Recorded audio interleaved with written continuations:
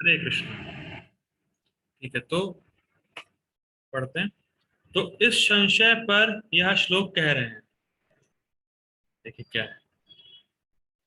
विभु अर्थात परमात्मा जो अपरिमित विज्ञान और आनंद से युक्त है, वह अनंत शक्ति पूर्ण है और अपने आनंद के रस से पूर्ण है, साथ ही अन्यत्र उदासीन है।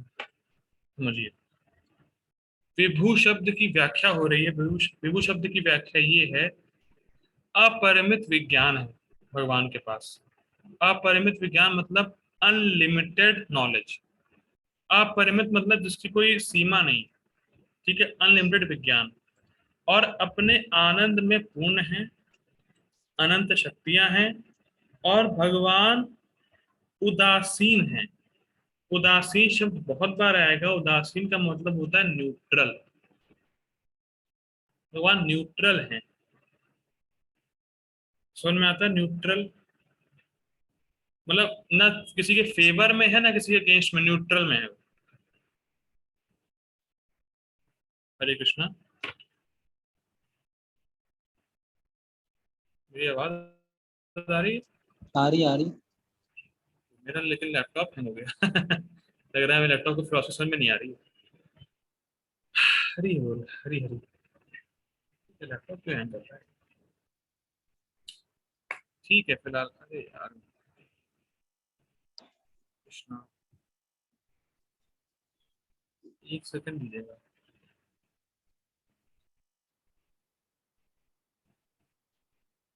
हरी हरी, हरी हरी। आ रही ना? हरी बोल। ठीक है ठीक है। हरे कृष्ण। ठीक हो गया। हाँ, उदासीन का मतलब न्यूट्रल, ना किसी के अगेंस्ट ना किसी के फेवर में। ठीक। आगे पढ़ते हैं। मुझे अपना माइक मतलब म्यूट कर लीजिए अपना। अच्छा, सॉरी सॉरी बोल। ये बहुत सुंदर लाइन है, देखिए सुनिएगा ध्यान से। ये तो हो गया। विभू शब्द की व्याख्या हो गई। अब बता रहे हैं क्या है। वे केवल जीव को उसके संस्कारों के अनुसार प्रवृत्त कराते हैं। यहाँ ठहरिए थोड़ा सा। जो जीव का संस्कार है और जो उसकी भोग इच्छाएं हैं अनादिकाल से, उसकी तरफ भगवान उसको प्रेरित करते हैं बस। प्रेरित करने का इन द सेंस ये है, फैसिलिटी प्रोवाइड कराते हैं।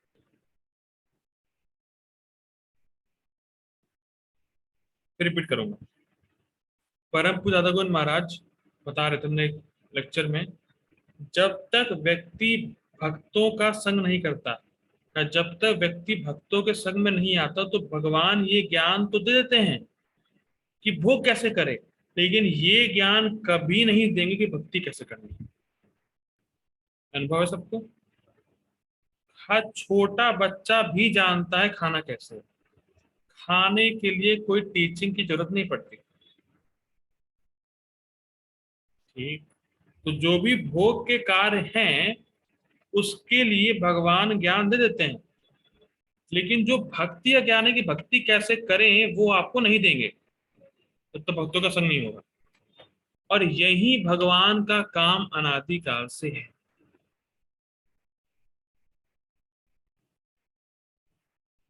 रिपीट कर रहा हूं। परमात्मा के रूप में अनादिकाल से भगवान का यही काम है। तो भगवान पूरी तरीके से न्यूट्रल है। जो करना है करो। फिर ये बातें और भी आगे क्लियर होंगी। ठीक।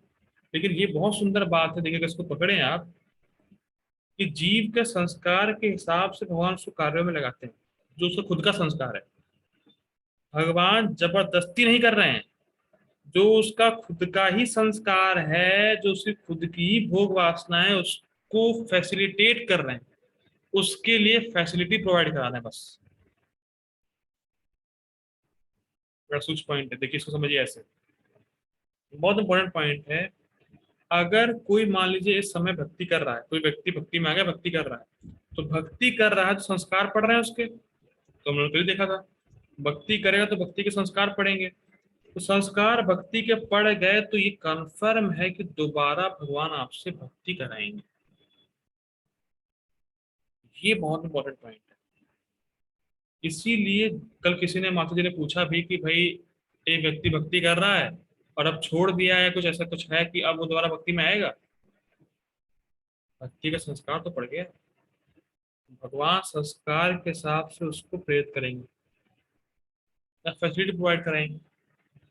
तो जो व्यक्ति अभी भक्ति कर रहा है उसको भगवान बाद में भक्ति कराएंगे कराएंगे। और जो अभी हम लोग भक्ति कर रहे हैं तो ये मत सोचिए कि एक जन्म की है, ये बहुत जन्म की होगी और उसको हम लोग कंटिन्यू कर रहे हैं। जो व्यक्ति भक्ति में इस समय दृढ़ है, समझिए उसकी भक्ति बहुत जन्मों से है, इसीलिए वो टिका हुआ है।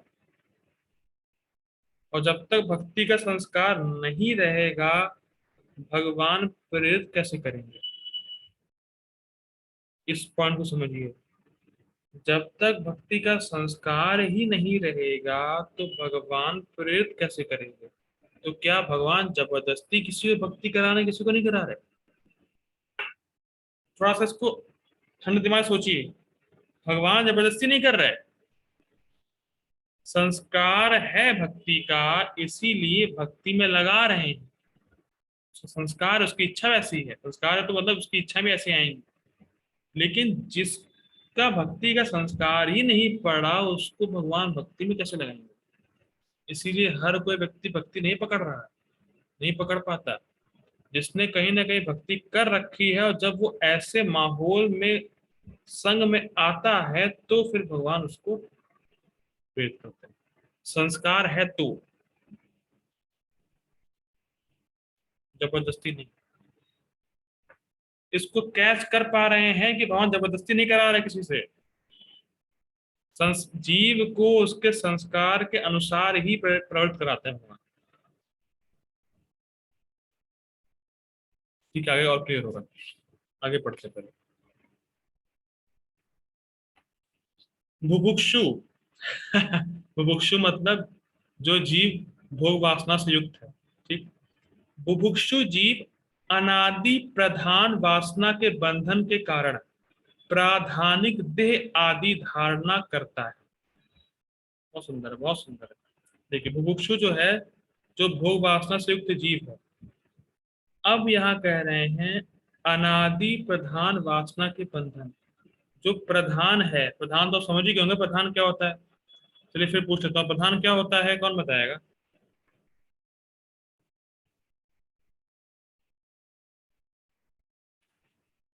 प्रधान क्या होता है?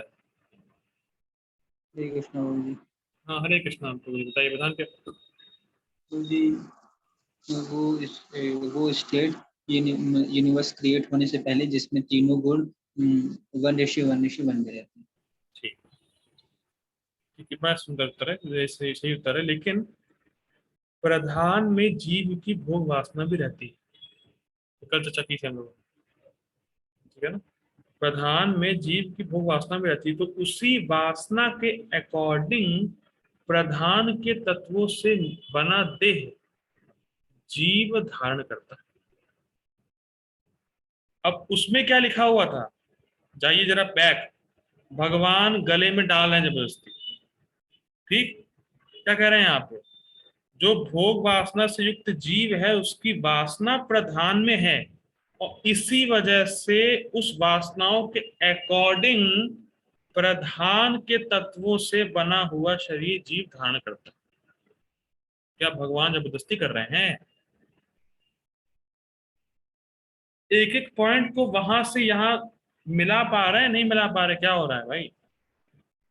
वो ये नहीं कि अभी पढ़ रहे हैं तो पहले पहले का भूल जाना है, वो भी याद रखना, तब समझ में आएगा क्या रिलेशन है इसका। ठीक। ठीक समझिए। आगे पढ़ते हैं। ये बहुत सुंदर है, बहुत सुंदर, देखिएगा।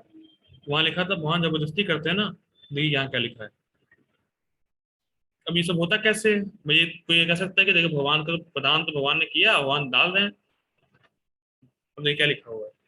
और वह यह, वह यह मतलब, वह मतलब जीव, यह मतलब देह।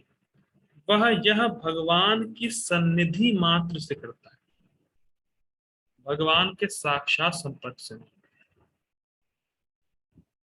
ऊपर से जा रहा होगा लेकिन समझने का प्रयास करेंगे।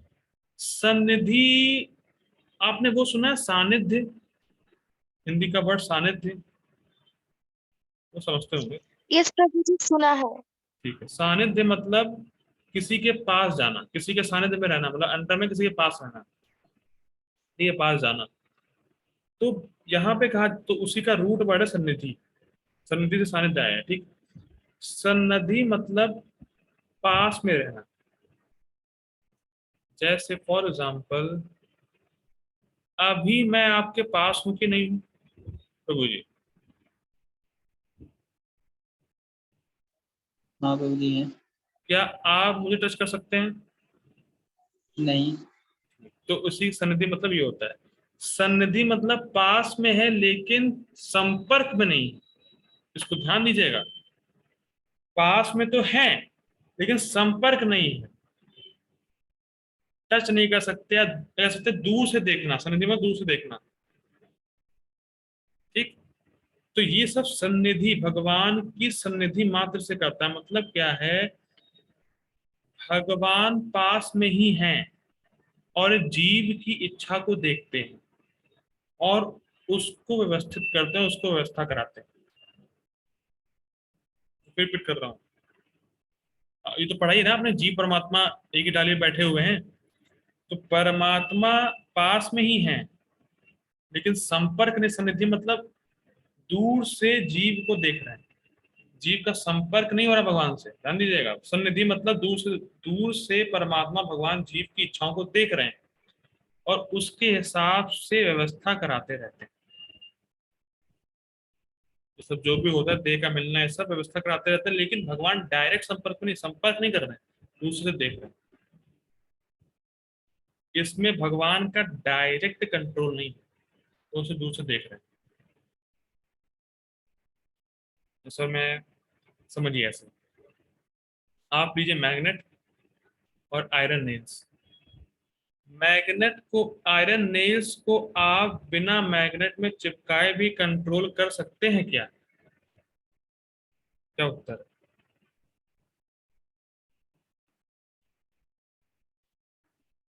अरे इतना भी समझ में आ रहा? जी कृष्ण, मुझे रिपीट कर दीजिए जरा एक बार क्वेश्चन। मैं कह रहा हूँ मैग्नेट है, ठीक, मैग्नेट, और आयरन नेल्स, आयरन फिलिंग जो भी कील वगैरह होती है, क्या आप कील को मैग्नेट से बिना टच कराए भी कंट्रोल कर सकते हैं क्या? हाँ कर सकते हैं। कर सकते हैं, बस ऐसे भगवान करते हैं। संपर्क नहीं कर रहे, लेकिन सनिधि मतलब दूर से ही कंट्रोल कर रहे हैं, लेकिन डायरेक्ट कंट्रोल नहीं, डायरेक्ट संपर्क नहीं, ठीक। आगे पढ़ते हैं। इस कारण से भगवान को जीव के किसी भी पाप और पुण्य का भाग नहीं लगता। अब देखिए इसको, इसमें इसी लाइन को समझते हैं पहले, क्या अभी तक कहा गया है इसको समझते हैं फिर से। इसको बहुत टाइम जाएगा, मैं बहुत सारे एग्जांपल भी दूंगा इसके, तो समझ में आएगा। देखिए, जो जीव की अनादिकाल से इच्छा है, ठीक, भगवान उसकी व्यवस्था कर देते हैं, अभी उन्होंने पढ़ा। लेकिन भगवान इस संबंध में न्यूट्रल हैं और केवल सन्निधि मात्र से करते हैं, उदासीन है, न्यूट्रल है और सन्निधि मात्र से करते हैं। ये समझना बहुत जरूरी है, क्योंकि बार बार लोग आपसे कहेंगे कि भगवान सब कुछ कर रहे, भगवान सब कुछ कर रहे हैं, और भगवान सब कुछ कर रहे हैं। बहुत बार पीछे में पूछते हैं कि भाई भगवान ही तो गलत काम करा रहे हैं लोगों से, बहुत बार प्रश्न आता है पीछे में। तो समझिए, बार बार समझिए, देखिए इसको, समय ले लीजिए, समझिए इसको, मैं बार बार रिपीट करने को तैयार हूँ। भगवान इस संबंध में न्यूट्रल है कि जीव की इच्छा क्या है, अच्छी है बुरी, भगवान को उसको मतलब नहीं, और सन्निधि मात्र से डायरेक्ट कंट्रोल, डायरेक्ट संपर्क नहीं कर रहा, सन्निधि मात्र से व्यवस्था कर दे रहे। भगवान जीव की इच्छा को देख रहे हैं, उसमें इंटरफेयर नहीं कर रहे हैं, डायरेक्टली घुस नहीं रहे उसमें, कि तुम ये इच्छा मत करो, ये करो, ये करो, वो करो, ऐसा नहीं है। जो इच्छा है उसको दूर से देख के व्यवस्था करो, और उसके ही कर्मों को, जीव के ही कर्मों को, जीव की भोग वासना के हिसाब से उनको शरीर मिलता है। भगवान इंटरफेयर नहीं कर, वहां न्यूट्रल। भगवान सिर्फ संस्कार के हिसाब से फेलिसिटेट कर रहे हैं। भगवान को कोई मतलब नहीं है अच्छा संस्कार है या बुरा, भगवान तो न्यूट्रल। ये बात समझ में आती है? इस संबंध में प्रभुपाद जी बहुत एग्जांपल देते हैं, समझ में आ जाएगा। जैसे कोर्ट जज है, ठीक, वो दोनों पक्षों की बात जानता है और सुनता है, ठीक, और उसकी आज्ञा के बिना फैसला भी नहीं हो सकता है। ये बात मानते हैं? मान लीजिए कोई कोर्ट है, जज बैठा हुआ है, वो बोल रहा है देखो ये चीजें हुई है, वो बोल रहा है ये चीजें हुई है, दोनों लोग बोल रहे हैं, दोनों की बातों को समझ रहा है, जान रहा है। अब क्या उस बिना उसके, बिना कोर्ट, बिना जज की आज्ञा के, बिना जज के बोले या कुछ भी करे, फैसला हो सकता है क्या? ये बताइए पहले। नहीं प्रभु जी। नहीं हो सकता, ठीक। और मान लीजिए उसने फैसला किया, देखो भाई ये जाएगा फांसी पे, और अरे ये क्या हो गया, हरी हरी, मेरा लैपटॉप अपने आप काम कर रहा है, ओके। ठीक है, कहाँ से? हाँ, मान लीजिए जज ने किसी को कहा भी ये जाएगा फांसी पे, और इसको दो तुम रुपए रुपए जो भी मतलब बचाया, जो भी इसको बेनिफिट मिलेगा, इसको कुछ बोनस मिलेगा, इसको फांसी पे चढ़ा दो। अब क्या इन दोनों फैसलों पे जज को कोई लेना देना है? अरे ये तो खराब आदमी था, इसको फांसी पे चढ़ाओ, ये अच्छा आदमी है, इसको बेनिफिट दो। क्या ऐसा है कि वो कानून के नहीं नहीं प्रभु जी। किसी पे पक्षपात कर रहा है कि कानून के हिसाब से कर रहा है? कानून के हिसाब से कर रहा है, ऑब्वियस सी बात है। किसी पे पक्ष, कानून के। ये नहीं कि पक्षपात, अरे यार ये तो खराब आदमी था, इसको फांसी पे चढ़ाओ यार, इसको ये अच्छा आदमी है, इसको जो बेनिफिट्स, ऐसा नहीं करता। क्योंकि जज न्यूट्रल है, वो कानून के हिसाब से फैसला कर रहा है। इसी प्रकार से जो व्यक्ति का प्रारब्ध है, जो व्यक्ति के पिछले कर्म हैं, उसके हिसाब से भगवान उसकी इच्छा पूरी होगी नहीं होगी ये करते हैं बस। भगवान को कोई मतलब नहीं है कि इसकी इच्छा क्या है।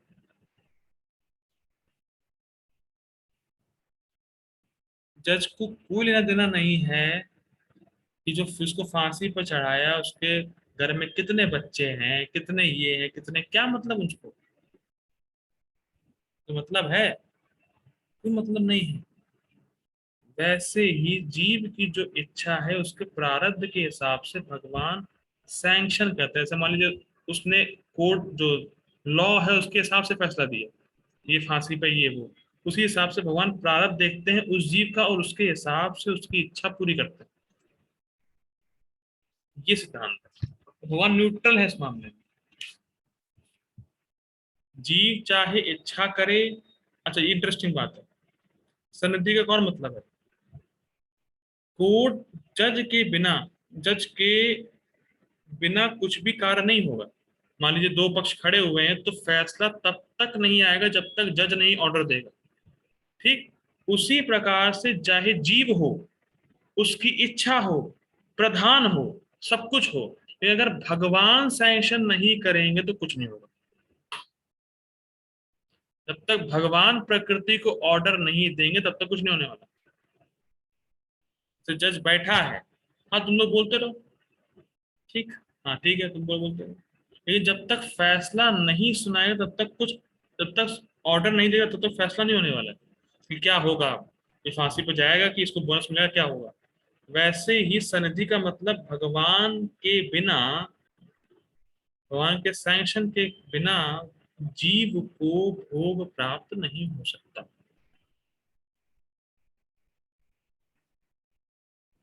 इच्छा के बिना मतलब सैंक्शन के बिना। इतनी बात समझ में आती?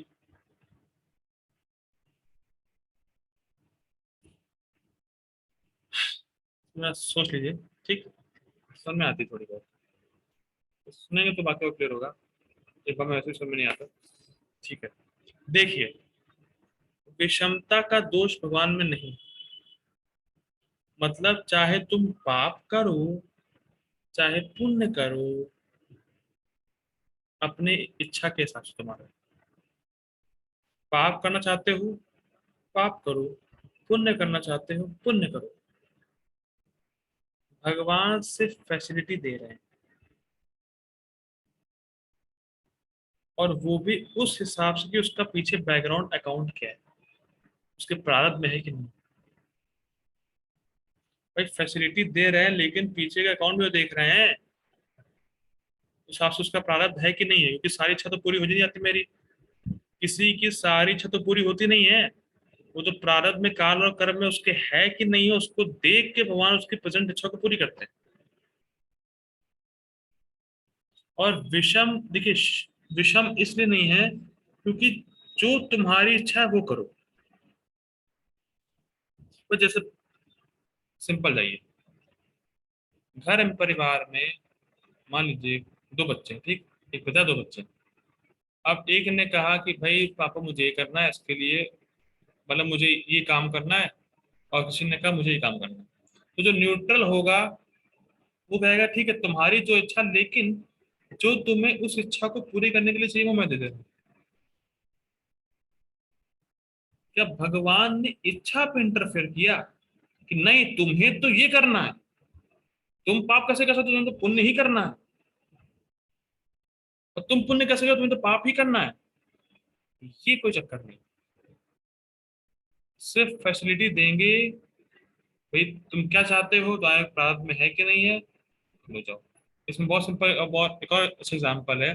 भाई मान लीजिए आपके पैसे बैंक अकाउंट में जमा है, ठीक, आपको पैसे निकालने, आप बैंक में गए, रिसेप्शन पे कोई बैठा होगा, जो भी बैठा होगा, आपने कहा कि भाई पैसे चाहिए मुझे, ठीक, उसने पैसे निकाल के आपको दे दिए, ठीक।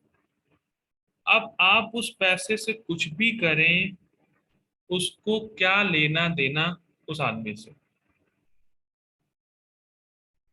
लेकिन उस पैसे के बिना आप कर नहीं सकते थे।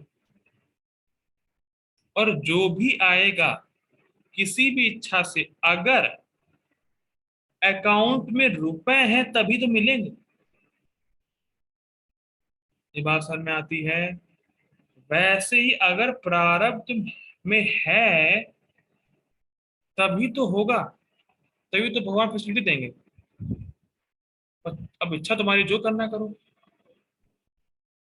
व्यक्ति कुछ भी खरीदे, उस पैसे से कुछ भी करे, पैसा था उसका, वैसे ही प्रारब्ध है, जीव का ही प्रारब्ध है ना, तो जीव ने पहले कर्म किए हैं, उसी का प्रारब्ध बना है। भगवान तो बस खाली फैसिलिटी दे रहे हैं, भगवान तो खाली ऐसे कह सकते हैं, वो जो कैश है वो तो खाली रुपए दे रहा है, ठीक, इच्छा आपकी जो भी हो करो, भगवान इच्छा में तो इंटरफेयर कर नहीं रहे हैं। तो जीव की इच्छा ही है पाप और पुण्य करने की, भगवान उसके प्रारब्ध के अकॉर्डिंग उसको सैंक्शन कर रहे हैं कि हाँ भाई कर दो। जैसे आपके बैंक अकाउंट में 10,000 रुपए हैं, आपने कहा हम निकालेंगे 20,000 रुपए, तो नहीं मिलेंगे। अब क्या 8,000 चाहिए, तो 8,000 चेक करेगा पहले, 8,000 रुपए है कि नहीं आपके बैंक अकाउंट में, हाँ है, 0 रुपए। सेम ऐसे केस है, भगवान है कैशियर, व्यक्ति है जीव। तो व्यक्ति को चाहे अच्छा हो चाहे बुरी कोई भी इच्छा हो उसकी, भाई भगवान को तो सैंक्शन करना है कि भाई इसके प्रारब्ध में अगर है, कोटा में है, तो सैंक्शन हो जाएगा, वो करेगा हो जाएगा। भगवान इंटरफेयर कहाँ कर रहे हैं इसमें कि तुम्हें ये करना है तुम्हें वो करना है। इसीलिए जीव आत्मा की इच्छा है पाप और पुण्य करने की, भगवान तो उसके प्रारब्ध में देख के उसको दे रहे हैं, फैसिलिटी दे रहे हैं बस। भगवान का काम फैसिलिटी देना है, ना कि जीव की इच्छा में इंटरफेयर करना। तो इसीलिए भगवान में वैषम्यता का दोष नहीं, क्योंकि भगवान सबकी इच्छा और प्रारब्ध देख रहे हैं, तो सबके लिए समान हुए ना। इस लोग असल में लोग सोचते हैं फैसिलिटी फैसिलिटी दे रहे हैं तो बायस हो गए, लेकिन पायस इन द सेंस ये नहीं है कि भगवान सभी के साथ इच्छा और उसका प्रारब्ध देख रहे हैं, इस सेंस में भगवान सम है। मुझे पता नहीं समझ में आ रहा नहीं है, लेकिन सब सूक्ष्म पॉइंट है ऐसे। समझ में आती है बात? कुछ हद तक घुसा? घुस गया शायद, इतना मैंने बताया, घुस गया होगा। तो भगवान को पाप पुण्य नहीं लगना चाहिए, क्योंकि तो जीव की इच्छा है, उसको जो कोटा में भगवान दे रहे हैं उसके पास, सिंपल है। अब भाई फॉर एग्जाम्पल ऐसा, इसको ऐसे लेते हैं, भाई मान लीजिए कोई बैंक गया, उसने कहा पैसे चाहिए, और पैसे दे दिए कैशियर ने उसको, और उससे उसने मान लीजिए टेररिस्ट अटैक किया, खूब उसने लोगों का खून किया। तो अब पुलिस उसको नहीं पकड़ेगी कैशियर को, भाई उसका तो काम ही है रुपए देना, कैश कर पा रहा है इसको, भाई पैसा उसका, ठीक, उसका तो काम ही है पैसा देना, तो उसको भी पकड़ेगी पुलिस? वो तो न्यूट्रल है, चाहे जो भी आएगा, चाहे मान लीजिए कोई व्यक्ति आया, उसने बहुत अच्छा काम किया, तो क्या रिवॉर्ड उसको मिलेगा जो कैशियर है, जिसने उसको रुपए दिए? भाई रुपए उसके, उसका तो काम ही रुपए देना है, रिवॉर्ड तो उसको मिलेगा जिसने अच्छा काम किया है। अब क्लियर हो रहा होगा, इसका उल्टा देखेंगे तो क्लियर हो जाएगा। तो बस ये भगवान यस प्रभु जी। को करना चाहिए, वो तो जो जीव की इच्छा है, जीव है उसको लेना चाहिए, उसकी वैसी इच्छा है।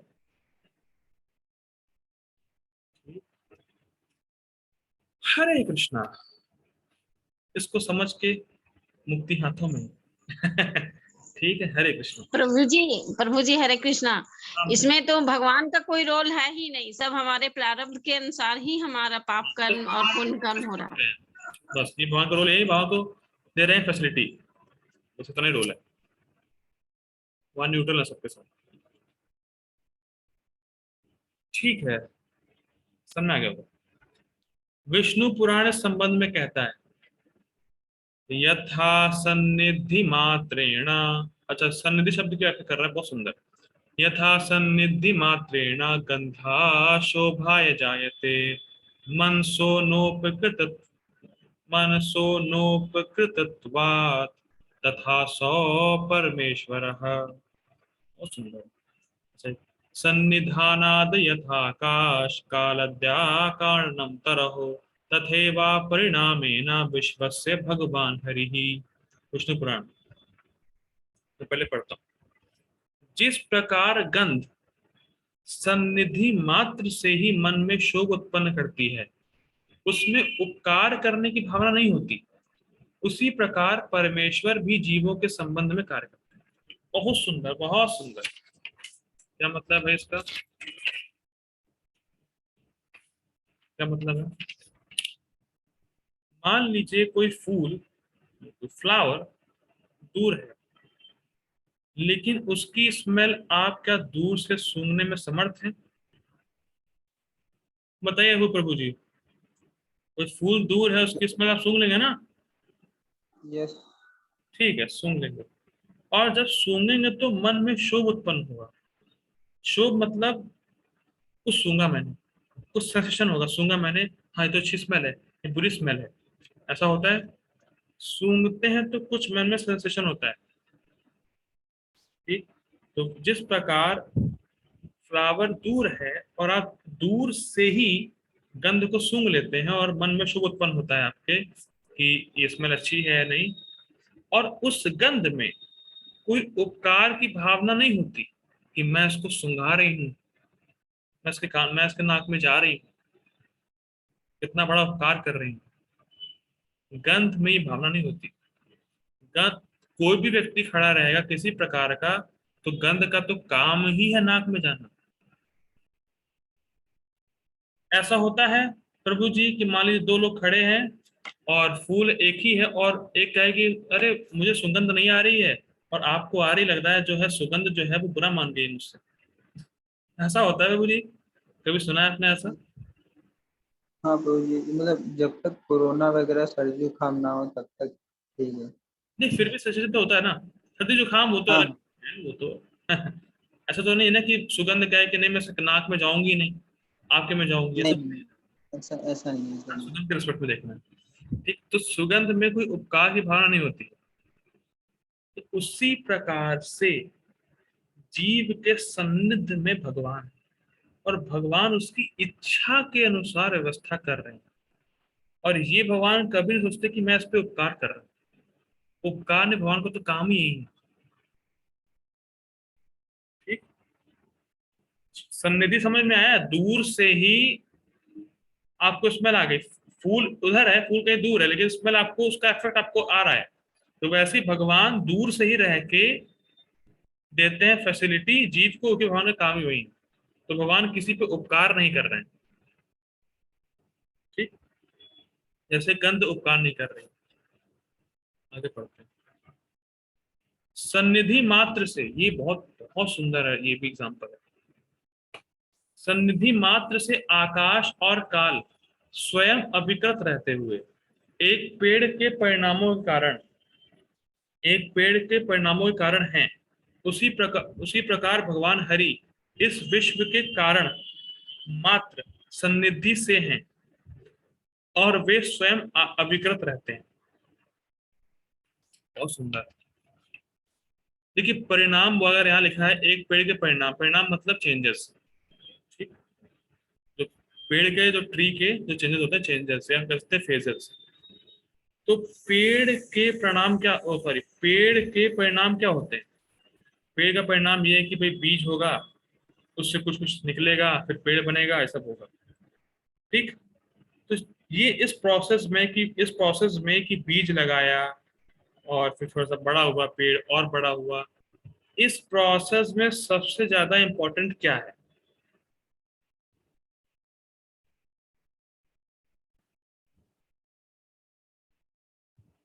बीज का लगना, बीज, बीज नहीं, तो बीज से पेड़। बीज है प्रभु। बारिश, बारिश। ये बड़ा इंटरेस्टिंग है, मुझे पता है कोई नहीं बता पाएगा। ठीक है, सबसे ज्यादा इंपॉर्टेंट है काल, टाइम, क्योंकि टाइम के अनुसार ही चेंजेस आ रहे हैं उसमें, पेड़ में। तो हमारी बात, समय के अनुसार ही पेड़ का क्या कह सकते हैं, वो उग रहा है, जो भी चीजें निकलनी चाहिए उस टाइम पे। हम कहते हैं ना भाई देखो, इस टाइम पे ये हुएगा, या इस टाइम पे ये निकलेगा पेड़ से, तो टाइम इंपॉर्टेंट है, किस टाइम पे क्या निकलेगा, तो काल बहुत इंपॉर्टेंट है उसमें। तो सीजन, सीजन इम्पोर्टेंट है कि सीजन किस सीजन में सीजन कह लगाए। सकते हैं, काल कह सकते हैं, वो भाई सीजन में वो आ गए, काल कह सकते हैं उसको। बेसिकली यहाँ पे काल दिया गया है सब, तो काल। नहीं, आपने पिछली बताया था ना कि अगर आम का पेड़ जाड़े में लगाएंगे तो क्या फायदा उस चीजों का, मतलब आपने ये पेड़ वाला एग्जांपल वो दे रखा था। उसमें वो और रेफरेंस था। आप भी लग रहा है आप बोध पार्टी के विपक्ष के, आप शायद लग रहा है मुझे। नहीं, वो उस समय अलग बात चल रही थी, यहाँ पे अलग बात है। यहाँ पे अलग, बस सिंपल समझना है कि काल जो है बहुत इंपॉर्टेंट फैक्टर है, क्योंकि काल के हिसाब से कोई भी पेड़, क्या कह सकते हैं, यहाँ पे लिखा है एक पेड़, मतलब सीजन कोई भी हो, कोई भी पेड़ हो, उसके लिए चाहिए समय, समय के हिसाब से चीजें उसकी परिवर्तित होती हैं। ठीक, अब यहाँ पे आ रहा है, अब दूसरी बात है, ये सब चेंजेस कहाँ हो रहे हैं? आकाश में। आकाश मतलब ये मत मानेगा जो ऊपर दिखता है आपको आकाश, आकाश मतलब स्पेस। तो कुछ स्पेस है और उसी में चेंजेस हो रहे हैं। ये बात समझ में आ रही है? आकाश मतलब मेरे आसपास भी आकाश है, जो स्पेस दिखती है उसको आकाश बोलते हैं, उसको ईथर बोलते हैं। आकाश मतलब ये नहीं कि जो ऊपर आपको वो आकाश दिखता है वही आकाश होता है सिर्फ। ठीक है, ईथर, तो ईथर में हो रहे हैं चेंजेस, मतलब ईथर में हो रहे हैं, मतलब कहने का सेंस है कि ईथर है तो चेंजेस हो रहे हैं। ठीक, और काल, तो ये दो चीजें बहुत इंपॉर्टेंट है, काल और ईथर। अब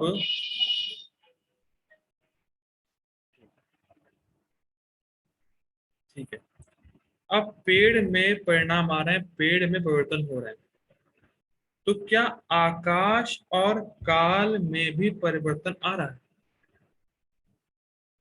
पेड़ में तो परिवर्तन आ ही रहा है, क्या काल और आकाश में भी परिवर्तन आया? कुछ कुछ चेंज हुआ?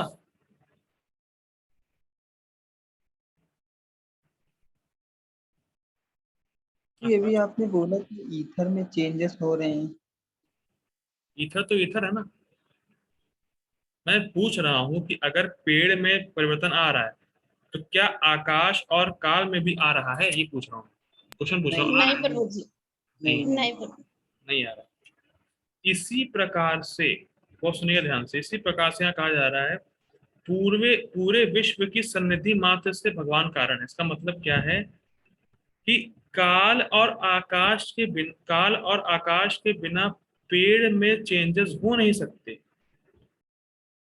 और काल और आकाश चेंज हो नहीं रहा है, तो उसी प्रकार से भगवान की सन्निधि के बिना जीव कोई भोग प्राप्त नहीं कर सकता। लेकिन भगवान इससे परिवर्तित नहीं होते, मतलब भगवान को उसके रिजल्ट से कोई मतलब नहीं है। भाई काल को लेना देना है कि पेड़ कितना बड़ा हो गया, आकाश को लेना देना है कितना पेड़ बड़ा हो गया, क्या मतलब? लेकिन उसकी वजह से सब बड़ा हो रहा है पेड़। तो वैसे ही भगवान के सन्निधि मात्र से, मतलब दूर रहने से काल दिख नहीं रहा है, आकाश संपर्क नहीं कर रहा उसका, आकाश तो है ही है, सब जगह आकाश है, और काल उसको छू नहीं रहा है। तो सन्निधि मात्र से दूर से ही भगवान के कारण, भगवान ही कारण है, उसकी वजह से कोई भी जीव भोग प्राप्त कर पा रहा है, लेकिन भगवान में कोई परिवर्तन नहीं आ रहा। भगवान का कोई लेना देना नहीं है इसमें। लेना देना मतलब इन सेंस न्यूट्रल है भगवान, कोई हाँ, यस। डायरेक्ट संपर्क नहीं। लेना देना तो है क्योंकि उन्हीं की वजह से जीव भोग प्राप्त कर रहा है, लेकिन डायरेक्ट संपर्क नहीं है, उससे वो प्रभावित नहीं हो रहा है, ऐसा कह सकते हैं। ठीक, ये विष्णु पुराण का 1, 2, 30 और 31 श्लोक है। अभी टीका काफी बची हुई है, तो आज से टीका ही ले लेंगे, पापा जी पढ़ खत्म करते हैं। क्या सोचते हैं आप लोग? हरे कृष्णा। तो मैं ऐसा करता हूँ, मैं दोबारा मीटिंग चाहता हूँ कि आप लोग दोबारा आ जाइए, और उसमें हम लोग प्रभुपाद जी का परपट और टीका खत्म करते हैं। So I request all of you to join again. Hare Krishna.